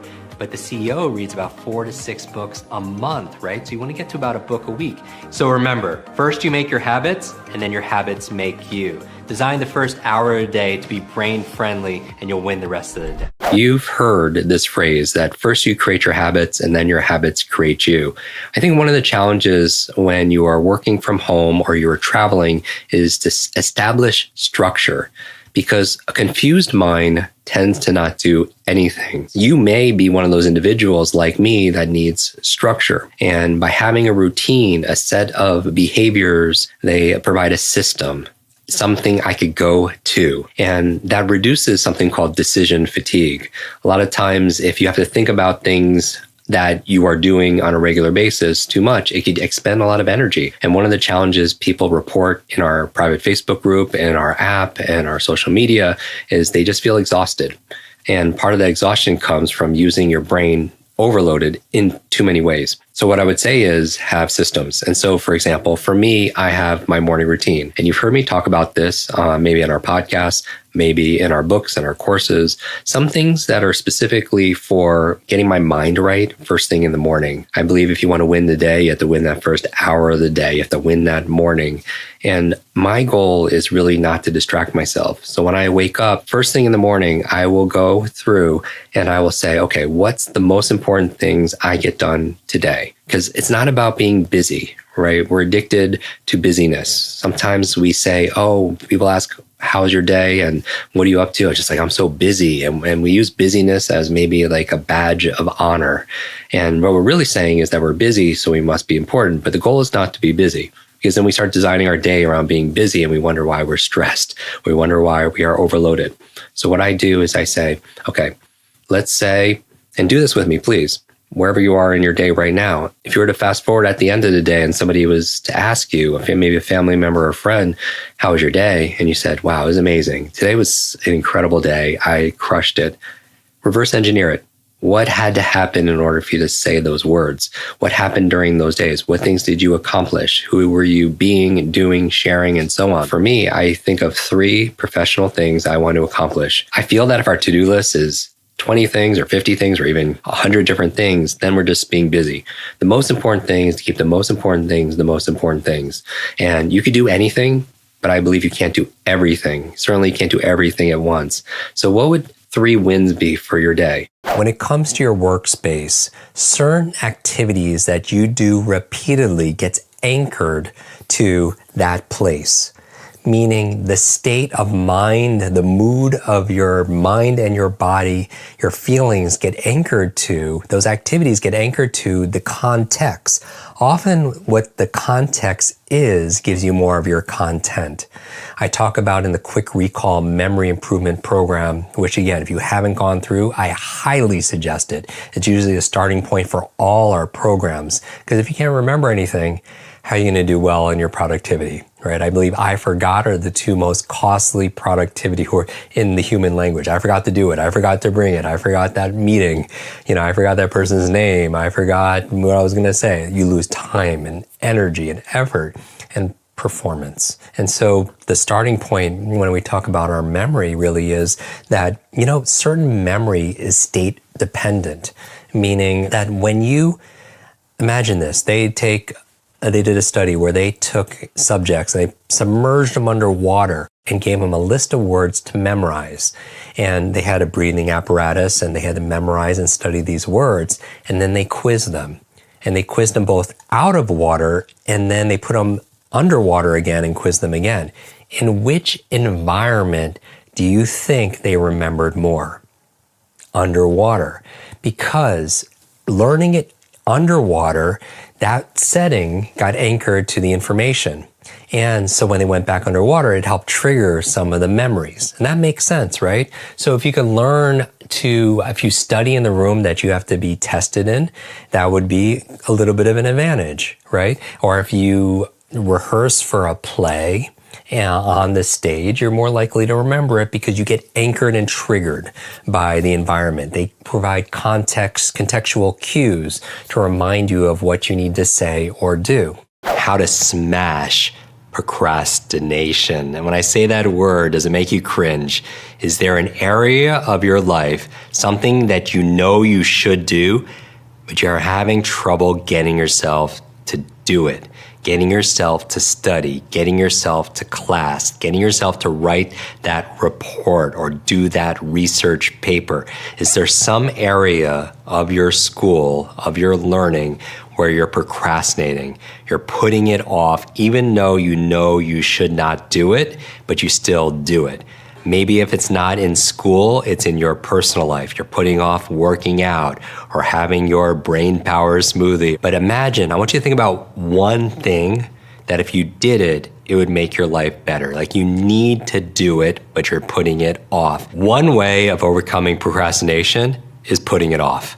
procrastinating. If you're so good at procrastinating, then procrastinating, and do it now. And it's kind of a tongue-in-cheek joke, but really, use your great skill at putting things off to put off putting things off and do it now. Because I believe that if you can't get yourself to do action, then life doesn't change. You see my shirt here. Knowledge by itself is not power, but knowledge time action gives you so much power. The power to make things better. So do the things that are hard and then life gets easier. If you just do the easy things, which are procrastinate, then life gets very, very hard. So first, put it off. Killing ants is actually clinically proven to be good for your brain. Now, I get this term from Dr. Daniel Amen. I highly recommend his work. He wrote Change Your Brain, Change Your Life. He says ANTS stands for automatic negative thoughts. Automatic negative thoughts. That's the negative thoughts that say, I can't do this. I'm not smart enough. I'm just too old, right? And so here's the thing. Your brain is like a supercomputer, and your self-talk is a program it will run. So if you tell yourself, I'm not good at remembering people's names, you will not remember the name of the next person you meet because you program your supercomputer not to. People come to me and they say, Jim, I have a horrible memory. And I say, stop. If you fight for your limitations, you get to keep them. So you want to keep it positive. You want to keep it encouraging. Even if you say something negative, check yourself. And self-awareness is a superpower. So on a scale of 0 to 10, how good are your thoughts? I want to talk about really accepting yourself and acknowledging yourself. Focusing on your own achievements, no matter how small, is a wonderful way to give you a surge of confidence, right? Little by little, it adds up to a lot. It's a wonderful way to actually drown out the negativity, the criticism that comes either from self or from others. And so in this lesson, I want to talk about different ways that we can acknowledge ourselves. Now, when I'm talking about acknowledging ourselves, again, whatever we celebrate, we get more of. In fact, that's a rule in behavioral science. Whatever you reward, you reinforce. Does that make sense? Whatever you reward, you reinforce, and you're going to get more of. It's just like if you have children or you have pets, whatever behavior you reward, you're more likely to get more of. Because whatever you reward and you honor and you acknowledge and even micro-celebrate in yourself, you're telling yourself like, yeah, you start seeing yourself in a different light, right? After a while, you're not having to read, you just are a reader. For example, we know that for all of you who are going through our quick reading program here in the Kwik Brain universe, in the beginning, it's like, oh, I hate to read. Reading is a chore. It puts me to sleep. It's not something I enjoy doing. But after a few times doing it consistently, you're like, I am a reader. It changes your belief about yourself. So you're acknowledging, and that acknowledgement helps to drown out the negativity, the negative self-talk, the critic that we have inside and the critics we have on the outside. There can be a lot of shiny objects around, especially if you are working from home or you're traveling and there's things that in your environment, there's interruptions. And so what can you do in order to mute distractions? And it's never going to be perfect. That's never the goal, because things happen, because that's like life. Sometimes learning and life happens to be messy. But what can you do to be able to mute distractions to the best of your ability? Does it have to do with turning off your phone? Maybe you're turning off the alerts on your phone. Maybe you're doing certain deep work and focused work. You want to put a sign on your door, or you're telling family members or friends, please do not disturb me, that even though I am here, I am working at this time, and you're mitigating distractions. And so that's what I mean about mute, because your brain primarily is a deletion device. It's trying to keep distractions out. It's trying to keep noise out. And you're only letting in the things that really matter. And to the best you could stand guard to the doors of what's going inside your mind and what's going to your attention, and really get things done quickly. We know that learning doesn't have to be solo. It could also be effective being social. And you're talking to somebody else, you're relating to somebody else. So often at an event, or maybe if we're doing an online training, we'll put people into breakout rooms and they'll share 5 minutes on what they just learned, because you take advantage of the explanation effect. When you teach something, you get to learn it twice. So you're relating to somebody else what you just learned. Imagine you're reading a section of a book and then you're relating to somebody, explaining, maybe you did the writing and the reflecting, the nuance of what is happening in that specific situation. And then you're relating, and then that person quizzes you. You're doing active retrieval, or maybe you're asking questions of yourself. You're quizzing yourself with the book closed, for instance, and not looking at your notes, how much you actively remember. And they call it active retrieval. And I honestly would rather have somebody read something and do active retrieval than read something twice. Because the act of going inside and trying to pull information out is the purest test in terms of whether or not you really have that information, right? So active retrieval, asking questions. We say questions are the answer. It helps you to direct your reticular activating system. So when you have those questions and you're reading again, you're just like, oh, there's an answer. There's an answer. There's an answer. There's an answer. I think it's very important also to have a gratitude board, right? You have a gratitude board, and those are the things that you're grateful for. And remember this, you don't have to wait for a greater life to feel grateful and you're going to have a greater life. It's been my experience working with clients that those who have a gratitude practice actually grows tremendously, right? Because what you appreciate appreciates. And I think the most important appreciation, gratitude that you could express is for yourself. Like if you want to feel truly wealthy, count everything you have in your life that money can't buy. If you want to do a thought experiment, imagine this for gratitude, because having gratitude gives you a sense of confidence, certainly, because you feel like you have enough, that you are enough, right? What if the only things you had in your life tomorrow were the things you expressed gratitude for today? Put that in your confidence journal. What are all the things I'm grateful for? If you could hear these words, if you could see this video, right? If you have any semblance of your health or relationships, right? You have a lot to be grateful for. So capture that, right? Capture and create. Capture and create. Time management is often associated with productivity because the truth is not everybody has equal resources. They don't have equal income. They don't have equal connections or network, equal education, but we all have 24 hours in the day, right? So how are we utilizing that time? And when I'm thinking about time working from home, I build it around my personal chronotype. Chrono meaning time. So what is your time type? Some people are early birds. Some people are more night owls. So how are you organizing your time where the hormonal expression of how you are exhibiting energy, for instance, are you scheduling time around the activities that matter, around the amount of energy you have at that time? Some people, they want to be more productive and they want to do research for school or they want to do research for their writing. But they are a morning person and they happen to do it in the evening. They're not going to get the most return on their time and their attention. Some people who happen to be more night owls and they don't get the most out of working out first thing in the morning because they're exhausted, because it takes a little time for them to kind of rev up. And so I'm thinking about time. I'm thinking about the things working from home. I'm thinking about things like ultradian cycles and rhythms, that 90-minute cycle of deep work. I'm thinking about the Pomodoro technique, about 30 to 45 minutes before I want to take a brain break, right? To be able to increase the primacy and the recency, the beginnings and ends, to improve my focus and my retention, keep my energy levels high. Brain breaks are so very important because it's about energy, right? So I'll go maybe 45 minutes to an hour and I'll take a 5-minute brain break to hydrate, to be able to move, to be able to do some deep breathing also as well, to keep my energy high, because you need energy to be able to go and work throughout the day. And so time is very important. And it's not just the amount of time, it's the scheduling around your events at home where you're going to be least distracted, where you're going to be most productive. And again, there's an art and a science to all of this, right? There's certainly a science for it, but there's an art, meaning sometimes you might be working nights. You might be a night shift worker. You might have the kids coming back and you have to pick them up. So you have to reschedule a day. And it's not about balance. Balance is where you have equal time. And I don't necessarily look for balance. I think that the words we use affect how we perceive things. Balance for me is very stressful. It sounds like I'm on a balance beam. I have to keep everything equally weighted. And I don't necessarily want to spend equal amount of time working as I do working out, for instance. My goal is to create a harmony while working at home. And it's never perfect, but it's like your own personal symphony. And so you're doing your brain breaks.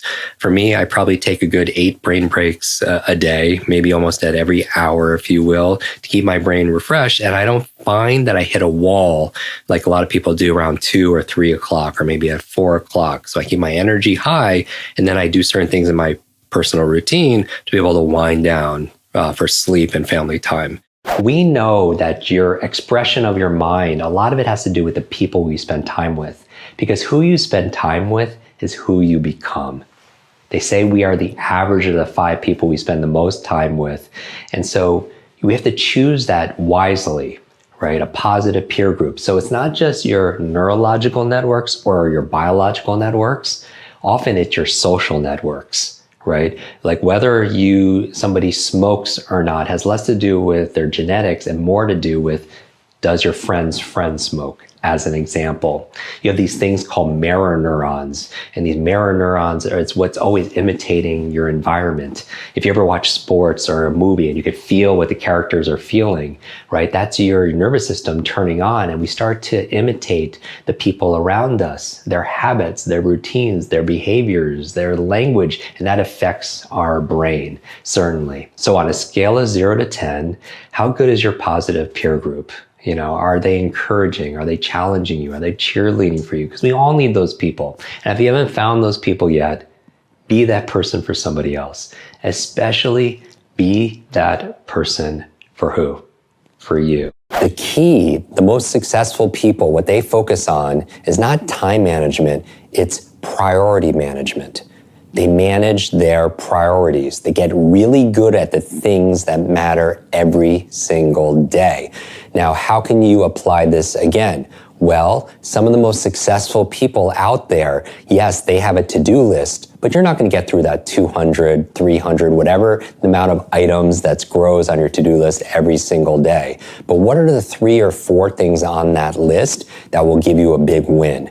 So when you came home at the end of the day and somebody asked you, how was your day? You're like, I crushed it. I won today because I got those few things done. Another thing I noticed with working with high performers, high mental achievers, is they have a not to do list. They're very clear about the things they're not going to spend time with, because you have to say no to good to say yes to great. There's a great book, which I recommend many, as you've noticed, Good to Great by Jim Collins, basically saying that if you're tired and burned out, maybe you're saying yes to way too many things. And it's like having too many browsers open on your computer. Even if you minimize them, it's still taking up memory. It's still taking up energy. It's still taking up some unconscious focus and awareness. And you wonder why you're tired all the time, or you wonder why you can't focus. So you want to say no to a lot of things so you can say yes to the things that matter.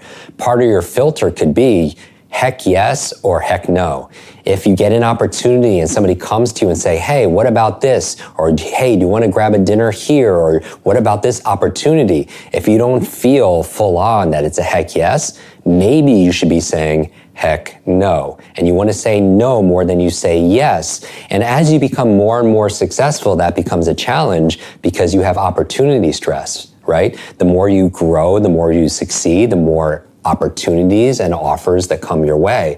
But you want to remain focused. And how do you do this? Well, I always suggest to people, start with this. The most important thing is to keep the most important thing the most important thing. When you look at a word like priorities, it's only been plural, like multiples, over the past 3 decades, the past few decades. Prior to that, it was always singular. It was always priority. Priority is the one thing that matters in your life, or in your work, or in your relationship, or in your health.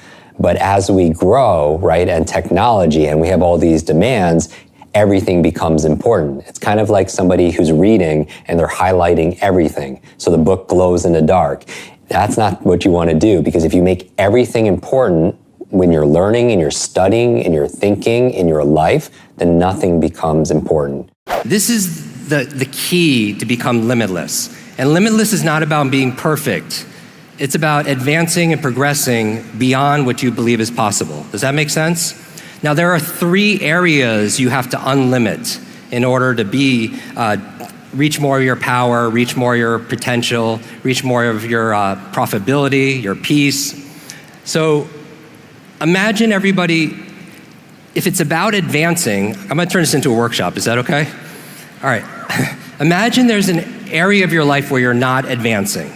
Like, be honest with yourself. You don't have to share it, but what area of your life do you feel like you're not progressing in? Like you feel stuck in your relationship, in your personal health, in your finances. What area, if you're honest, are you stuck? Your memory, maybe, your focus, your reading speed, right? Where do you feel stuck? Where do you feel like you're in a box? So just imagine a box, right? And a box is three-dimensional, right? 3 dimensions, those 3 dimensions are the 3 forces that contain that box and that keep you stuck. Those are the same 3 forces that if you expanded it, your box would expand, right? You would become more limitless. And so those 3 forces I represent by 3 circles. So if you imagine 3 circles, this is, what do they call this? A Venn diagram, right? Venn diagram. These are represented by 3 M's. And these are the 3 M's that will change your life and change your learning forever. Now, the first M, or one dimension of that box that keeps you contained and actually could unleash your power, is your mindset. Now, you hear this a lot. Vishen was talking about growth mindset yesterday. But this is where you don't think something is fixed, right? People come to me all the time and they'll say, I'm too old. Or they'll say, they'll come to me and say, Jim, I can't wait for you to talk. I have trouble remembering people's names. And I always say, stop. If you fight for your limits, you get to keep them. Does that make sense? If you fight for the limits, they're yours. And so in your mindset, these are how I define mindset, because there are a lot of speakers on mindset. And I could put people in different boxes and categories. So that's what I do when I learn, because I need to know, what areas where I need improvement. Mindset is, I'm defining as your attitudes and assumptions about something. Your attitudes, assumptions about something.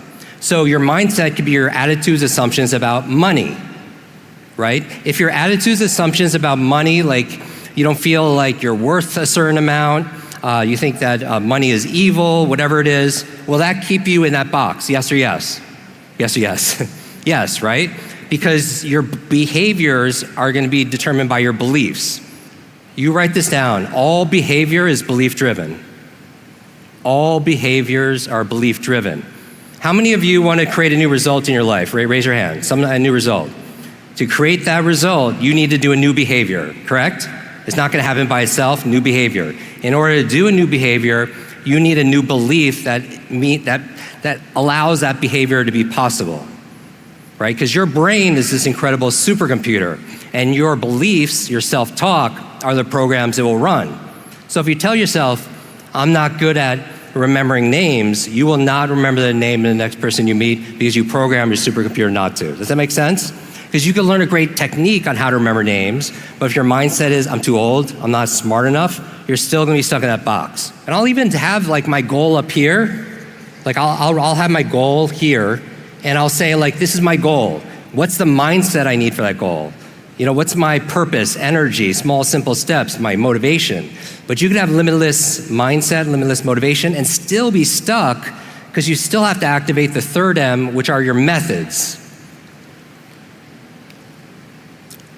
So let's say you have limitless mindset, you believe it's possible, you believe you deserve it, you believe you're capable of it, you have limitless motivation, you could still not have the life you desire or deserve because you're not using the proper methods. What do you want to do more of? What are you currently doing, but you want to do more of? Maybe it happens, if we're talking about your brain, maybe it's eating more of those brain foods, right? Those avocados, the blueberries, the wild salmon, right? Maybe it's, hey, I'm already meditating and I want to do more meditating. I want to spend, instead of 10 minutes, I want to spend 15 minutes. Or maybe I want to do it one more time a day. I want to do it twice a day. You're doing more of it, right? You're increasing the duration or you're increasing the frequency of something. Maybe it is journaling. Maybe it is writing. You're thinking about your goal. In order to create something new, you want to be able to do more of it. And I generally, what I'm thinking about is the 80-20 rule. We've talked about it in the past. We talk about it in our book, Limitless, the Pareto's principle. What is the 20% of the things that's giving you 80% of the returns, 80% of the benefits? Maybe it's exercising, right? As your body moves, your brain grows. So you're going to make a decision right now. Maybe I want to do it more often. Maybe instead of 3 times a week, I want to up it to 4 times a week. And this is also talking about the power of just one more, as that episode we did with Ed Milet, the power of doing a little bit more.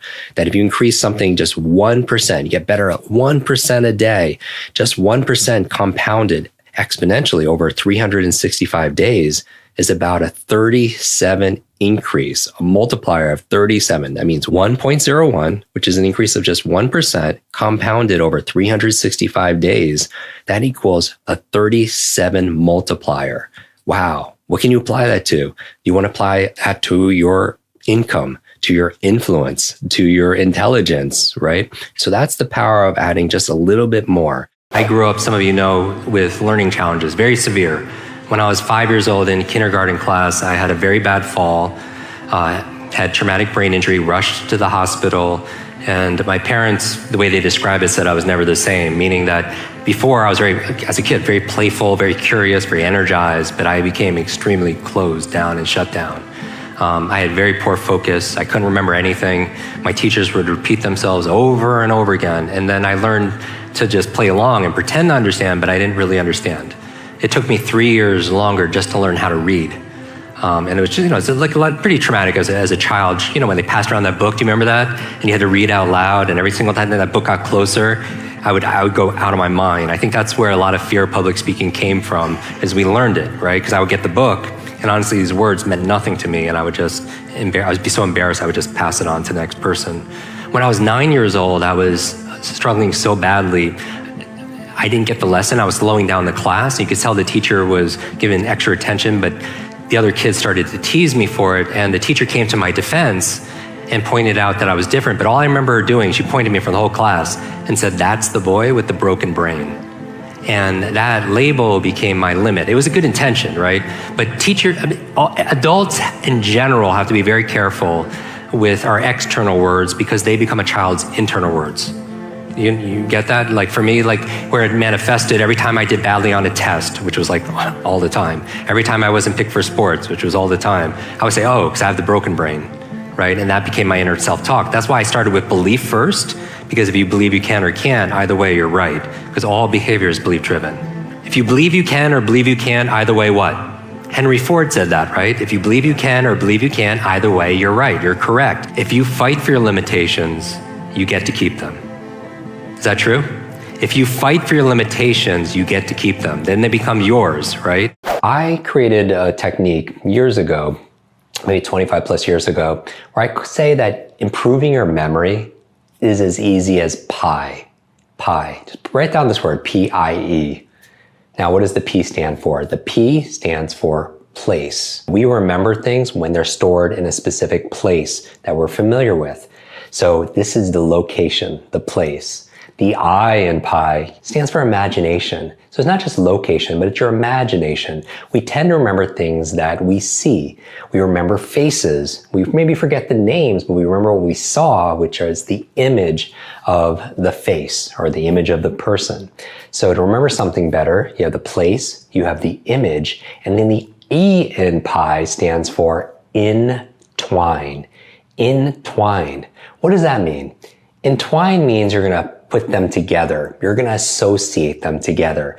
And what are you entwining? The place and the image, right? When you understand how your memory works, you could work your memory. And that's what I say is learning, improving your memory is as easy as pi. Place, image, and entwine. Really, you could look at it as place is location, imagination, and what? What's the last one? That's E is really the entwining association. Those are the 3 keys to a better memory. So we turn it into a technique. We've talked about previously about mindset and about the importance of having a growth mindset. And I always talk about the second G for me is grit. And these are the 3 Gs of the superhero. Right. If I'm not mistaken. Yeah. And I think having a powerful mindset, being unstoppable, or just having the ability to go and succeed, whatever success is for you, you have to be growing, because if you're not growing, then you're backsliding, right? But you also need a level of grit. And I think grit, just like growth, is a muscle. It's something that you need to sharpen through challenge, because through the challenge you get all the change that comes from it. I would say that if I'm effective having an impact on stage, and we all have a stage of our life, whether it's on a physical stage or just going through our day, that I challenge my grit and my ability to persist. I feel like that the most successful people on the planet that having the level of impact that they want to have to go through challenges. The other powerful thing you could do is doing less of something. Maybe you're doing something right now that's not yielding you the result in your life, in your relationship, in your brain health, right, in your business. And you want to just cut back a little bit, hack away at the unessential. So what are you doing right now that you want to do less of? Maybe it is binge watching your favorite streaming show. Maybe you want to cut back a little bit and spend 30 minutes less, one less episode a day. Maybe it happens to be staying in bed a little bit. Maybe you're spending too much time in bed and you want to be able to get out of bed more quickly, and you spend less time doing that. Maybe you want to spend less time procrastinating. What is the habit or the routine, the behavior you're currently doing, but you'll get benefit by just hacking away and reducing it? You don't have to eliminate it, but you're reducing it. So maybe you want to reduce, maybe you're eating some sugar here or there, and it's not the best brain food, certainly. It has detrimental effects. Maybe you want to reduce your sugar intake. Maybe it's you're quick to anger and you want to spend less time getting angry. What are you already doing that's not empowering you to the next level of life or your next level of learning, and you want to do less of? All right. So take a moment and write that down. How do you take the feedback constructively without sacrificing your authenticity? I believe we could have everyone has a to-do list, right? And I think we should work like really focused and relentlessly on building a not to-do list. Mm-hmm. Certain things that you don't want to, put your energy towards. Mm-hmm. It's easy to say, don't compare yourself to others. But part of how we identify ourselves is how we stand out, and how we fit in, right? And interesting, as a child thinking about it, I haven't really thought about it, but, I desire to fit in, but we also have this desire to also stand out. When it comes to caring what other people think, I really do believe fundamentally, how we present ourselves, it takes a lot of energy, right? Like, it's like all this energy we sometimes put into the image we want to put out there, right? And then there's this more energy also put into the person that we're afraid people will, we fear people are going to see. And then maybe there's another energy body like ourselves. So it's like our energy is split like 3 different places, and people wonder why they feel burnt out or they just feel exhausted, all the time. And when it comes to fueling yourself, if we fuel our life with the opinions and expectations of those around us, both positive and negative, I'll say it on both sides, then we're going to probably run out of gas, right? Because it's not very sustainable. And, it's nobody has the right necessarily to define who we are, right? And I think that it's easy to say, but the only opinion about ourselves and our dreams, that counts is ourselves. And I think we do ourselves a disservice when we let the noise of other people's opinions and expectations distort our own reality. It subverts our own thoughts. It drowns out our own true voice of who we are. And I'm not saying we don't learn from other people and get mentors, but owning that we are, we and we alone are 100% responsible for our life. And so it's not easy. There's a lot of things are very simple, but they're also that difficult. And so comparison is a challenge, because when we overthink or we have self-judgment, I really feel like we talk about it in the book, like digital depression, where we're constantly comparing ourselves to the highlight trailer of, the people there. And sometimes, the grass is greener on the other side because of the filter they're using, or there's a lot of artificial turf online also as well. But the truth is it's greener, where we water it and where we nurture it and what we nourish flourishes. Right. So, my thing is, because it's easy, as you build following and everything, to really feel like that's life. For me, honestly, social media, it's not because I'm so enlightened. It stresses me out, honestly. So I spend, very less and less time over the years on it. But I would say if you're going to use comparison, the person we should be comparing ourselves to is, just ourselves, who we were yesterday, or maybe comparing yourself to the best version of yourself. It's not about being perfect. It's about progress, right? It's about the consistent effort that you bring every single day. What I do is really simple. When I'm traveling, I'm staying at the hotel right down the street. Some of you I saw. First thing I do is I go out and I try to get the 4 elements in my life the first 30 minutes of the day. All right, the first 30 minutes of the day, I'm thinking about the elements. Now, the ancients believed that these 4 elements of air, water, fire, and earth made up everything in existence, right? And so I want to infuse my life with those elements. And the great thing about these elements is they're free, right? And so the first thing I do is I go outside and I want to get some earth on me, right?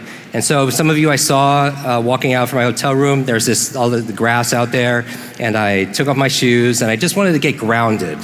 Because I feel like sometimes when we're frantic throughout the day, we're going really fast, we kind of lose our foundation. And there's certain health benefits, certainly, to being connected to the earth. Some of you are familiar with like pulse electromagnetic field therapy and such, but this is free, just getting grounded. And then from there, what's important is you're getting sunlight.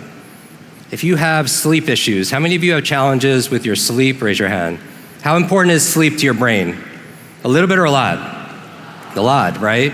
And one of the best things you can do to get better night's sleep is to reset your circadian rhythm. And what does it is light.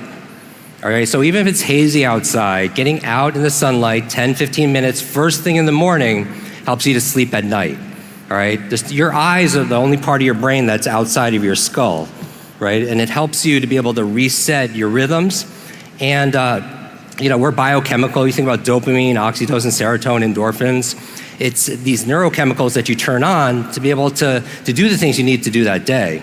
In school also, there was only one other Asian, and he was 1 year ahead of me, and he was valedictorian. He was head of the debate team. He messed one question on his SATs. He was so upset, and he retook it to get a perfect score.